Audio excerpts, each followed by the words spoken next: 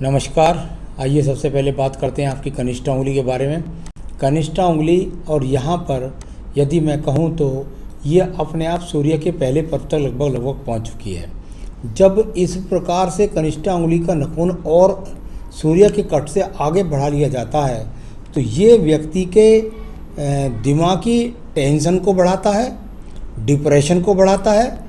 यानी यहाँ से जितनी उंगली और ज़्यादा अगर लंबाई में बढ़ती है तो व्यक्ति और ज़्यादा मानसिक रूप से पीड़ित हो जाता है, क्योंकि आपके दो छिद्र उंगलियों को मिलाने के बाद ऊपर और नीचे बन रहे हैं, जो गलत निर्णय लेने के कारण, मानसिक डिप्रेशन के कारण अपने कार्यों को व्यक्ति स्वयं बिगाड़ लेता है। या कह सकते हैं कि ज़्यादा बोलने के कारण, कभी कभी क्रोध होने के कारण ऐसा कुछ ना कुछ होता रहेगा। ये पहले से ही विराजमान है, अगर आप नाखून को और बढ़ा लेंगे तो और इसमें खराबी मौजूद हो जाएगी। तो यहाँ आपको थोड़ा इस चीज़ से बचना है। यदि आपने इसमें बेहतरीन पन्ना पहन रखा है तो उसमें कोई दिक्कत नहीं है, वो तो आपका रत्न बनता है। तो चलिए, आपको ध्यान रखना है इसको। मेरे हिसाब से तो आप नाखून हटा दें तो ज़्यादा अच्छा रहेगा।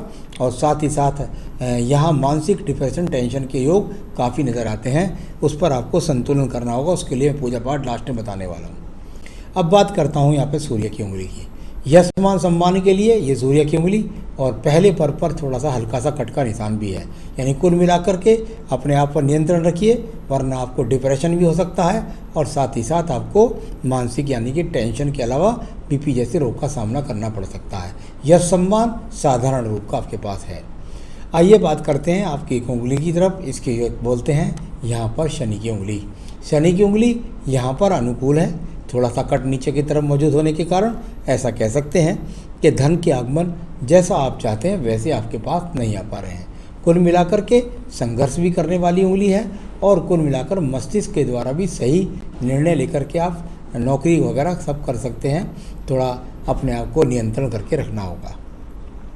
अब बात करते हैं यहाँ पर आपकी बृहस्पति की उंगली की। बृहस्पति की उंगली में और साइड से दो छिद्र और यहाँ अनुकूलता के साथ टर्न लेकर के उंगली, यानी कुल मिलाकर के धन पाने के लिए बहुत ज़्यादा अति उत्साहित होना। और साथ ही साथ ईश्वर की पूजा पाठ तो व्यक्ति सामान्य रूप से करता है, लेकिन ये दो छिद्र होते हैं तो धन के आने से पहले धन के जाने के रास्ते बने रहते हैं, यानी खर्च लगा रहता है। तो उसके लिए आपने यहाँ एक पुखराज पहना है शायद, तो बहुत अच्छा, कोई दिक्कत नहीं है उससे भी। थोड़ा सा अगर यहाँ मोटा छल्ला पहनते आप किसी सोने का या पीतल का तो वो छिद्र को भर देता, क्योंकि रतन की तो सलाह मैं नहीं दूंगा आपको। तो यहाँ कुल मिलाकर देखिए, दूसरी बात ऊपर वाला छेद यानी पत्नी के साथ संबंधों में टशन या खराबी या टेंशन वाला माहौल के साथ को दर्शाने वाली स्थिति। आइए बात करता हूँ बुध के पर्वत की। बुध का पर्वत जहाँ खड़ा है रेखाओं से, तो वहीं यहाँ पर थोड़ी सी आड़ी रेखा निकल रही है इसमें से सूर्य के पर्व की तरफ। यानी कि आप धन पाने के लिए उत्साहित हैं और कुल मिलाकर के सभी तरह के निर्णय लेने के लिए तैयार हैं, मेहनत करने के लिए तैयार हैं, लेकिन आपको उसके फल पूरी तरीके से मिल नहीं रही, क्योंकि ये ऊर्जित रेखा है, ऊर्जा के रूप में नहीं खड़ी हैं। जहाँ तक संतान का सवाल है तो संतान का सुख सहयोग ये रेखाएं दिखला रही हैं। सूर्य पर्वत की बात करता हूँ। इतनी सारी सूर्य पर्वत को रेखाएं जब खड़ी हो जाएं तो वो बहुत अच्छी होती है, लेकिन जब ये आड़ी रेखाएं काट देती हैं तो ये फलों में कमी करती हैं। ये व्यक्ति के जीवन में संघर्ष को पैदा कर देती हैं। यानी धन तो आप प्राप्त कर रहे हैं, लेकिन आपके जीवन के अंदर काफ़ी भागदौड़ है और उसके बाद में भी आपको यश और मान सम्मान नहीं मिलता। राज्य सरकार की नौकरियों से मिलने वाला लाभ नहीं मिलता, भाग दौड़ से ही व्यक्ति को लाभ मिलता है। और साथ ही साथ अगर सरकार के टेंडर्स हों तो उनसे भी व्यक्ति को नुकसान का ही सामना करना पड़ेगा।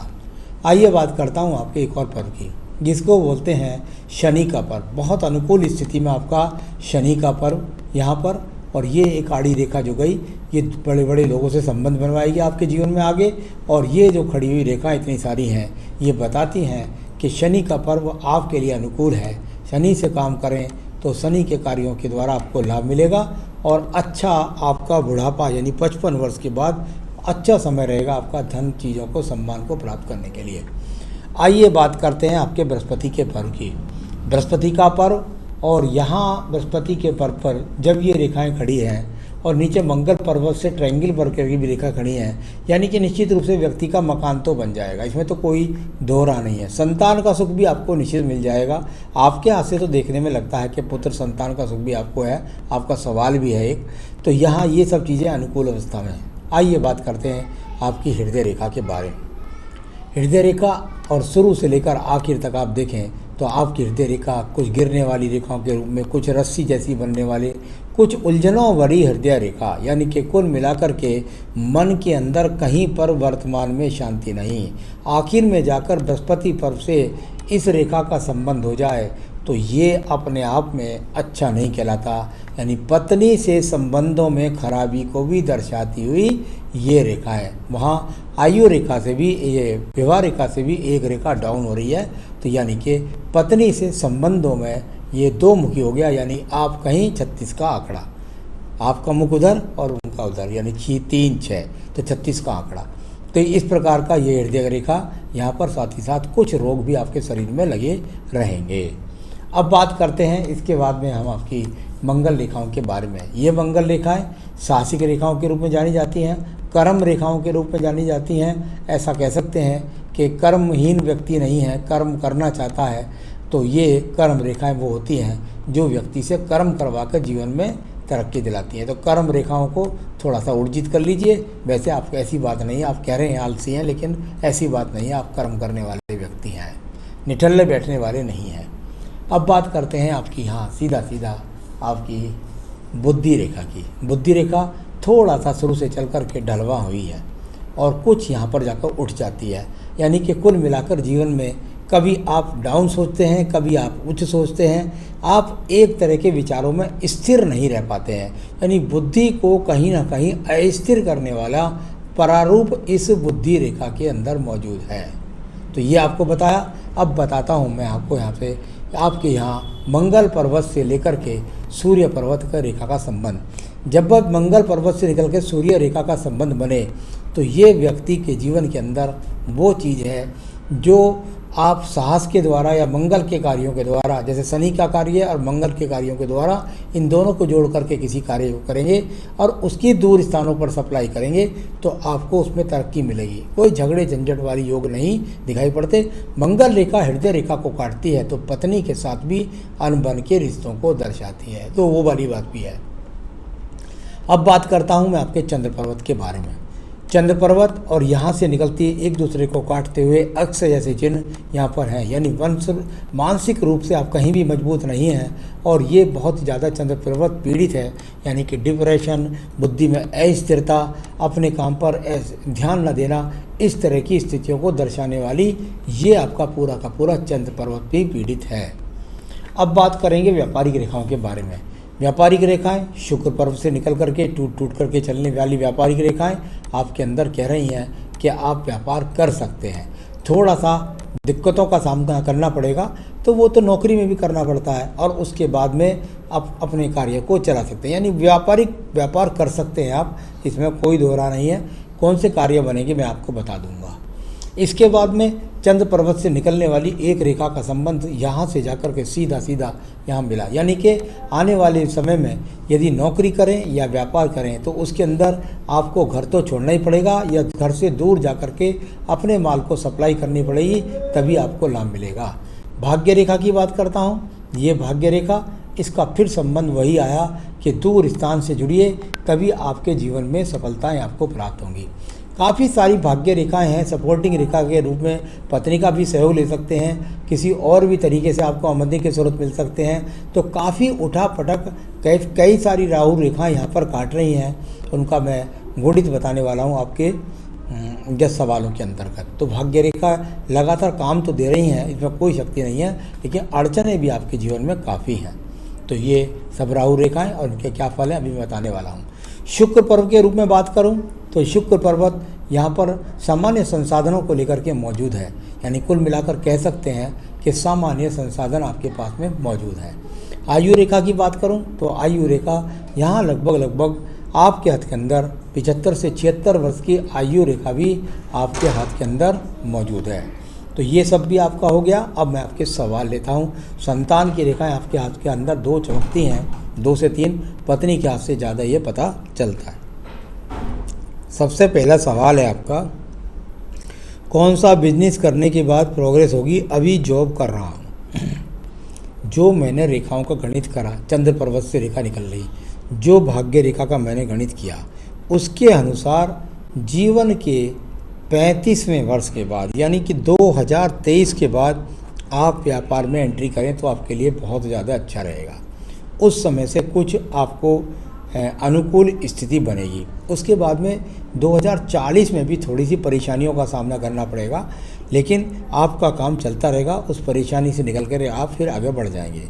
तो मेरे हिसाब से 2023 से बिजनेस करें। कौन सा करें? आप कंस्ट्रक्शन का काम कर सकते हैं, आप मशीनरी का काम कर सकते हैं, आप लोहे का काम कर सकते हैं, आप लोहे से बने पार्ट्स बना करके उनकी सप्लाई का काम कर सकते हैं। अच्छा पैसा हो तो बाइक का शोरूम खोल सकते हैं, यानी लोहे से संबंधित चीज़ों का शोरूम। चलिए, तो ये आपके काम बनते हैं। शेयर मार्केट, हाँ थोड़ा बहुत इन्वेस्टमेंट कर सकते हैं। बहुत बड़े यहाँ राहु पर्वत से ऐसे संकेत नहीं मिले कि आपको बहुत बड़ा पैसा मिल जाएगा, थोड़ा बहुत करिए। फैमिली लाइफ कैसी रहेगी? फैमिली लाइफ में थोड़ी सी प्रॉब्लम है, तो थोड़ा सा ध्यान रखें, अपने मस्तिष्क पर टेंशन पर ध्यान रखें, वरना आपकी वजह से ही फैमिली कलेश होने वाले हैं, तो उनको आपको ध्यान रखना होगा। शारीरिक और मानसिक परेशानी ज़्यादा महसूस हो रही है, कब कम होगी? ये तो आपके पास में हाथ में आपको विराजमान मिली है। देखिए, आपकी पूरी हृदय रेखा से पता लगा मुझे, और साथ ही साथ आपकी आयु रेखा पे भी कुछ चीज़ें हैं, राहु काटने वाली पर्वत वाली रेखाएँ। तो यहाँ रोग से तो आप पीड़ित रहने वाले हैं। उसके लिए मैं आपको उपाय बताऊंगा, उससे ही आपकी स्थिति मजबूत होगी मानसिक और शारीरिक रूप से। तो मानसिक पीड़ित तो बहुत ये वाला हाथ है। खुद का घर प्रॉपर्टी कब होगा? 2025 से लेकर के 2027 के बीच में। जो मैं कह रहा था कि वो 40वें वर्ष के बीच में आपको कुछ जो है आपको उठापटक का सामना करना पड़ेगा, वो शायद यही हो कि आपका मोटा इन्वेस्टमेंट आपके मकान में हो पाए। उसके कारण से शायद थोड़ा बहुत अप डाउन व्यापार में थोड़ा पैसा निकल जाता है, तो परेशानी का सामना, यानी 2025 से 27 के बीच में ये योग काफ़ी है। पुत्र प्राप्ति योग कब? ये देखिए, पता लगता है आप और आपकी पत्नी और जो आपकी पुत्री है लास्ट, ये तीनों की जन्मपत्री हमारे पास आए, तब हम आपको बता सकते हैं अगली संतान कौन सी और क्या होगी। शर्त यह है कि बीच में गर्भपात पत्नी को ना हो, तब हम आपको बता सकते हैं। तो मुझे तो लगता है देखने में वैसे हास्य के संतान में पुत्र प्राप्ति है। तो चलिए, आपकी सारे सवालों का जवाब दे दिया, आपके सारे पर्वतों को पढ़ लिया। अब मैं बताऊं आपको वो उपाय जिससे, देखिए नाखून कटवा दीजिए, पन्ना पहनने का इतना ही काफ़ी है, वरना आप और ज़्यादा डिप्रेशन में आएंगे, आप मानसिक रूप से कमज़ोर होंगे और स्वास्थ्य के रूप से कमज़ोर होंगे और गलत निर्णय ले जाएंगे। तो इतना ज़्यादा मत बढ़ाइए, पन्ना पहन रखा यही अपने आप में काफ़ी एनर्जी आपको देगा। बेहतरीन पन्ना हो तो ठीक है, नहीं तो आप मुझसे मंगा सकते हैं। साथ ही साथ बजरंग बाण अपनी पूजा में रोज़ शामिल कर लीजिए। बजरंग बाण रोज़ाना अपनी पूजा में शामिल करिए, और साथ में कम से कम विष्णु सहस्त्रनाम नाम को भी आप रोज़ाना पढ़ें। इनमें से बजरंग बाण आप रोज़ाना पढ़ सकते हैं, छोटा है, और विष्णु सहस्त्रनाम आप चाहें तो कहीं बैठ करके रोज़ाना सुन भी सकते हैं। बस दिन दोनों को ऊर्जित कर लीजिए, आपका जीवन सुखी हो जाएगा। नमस्कार।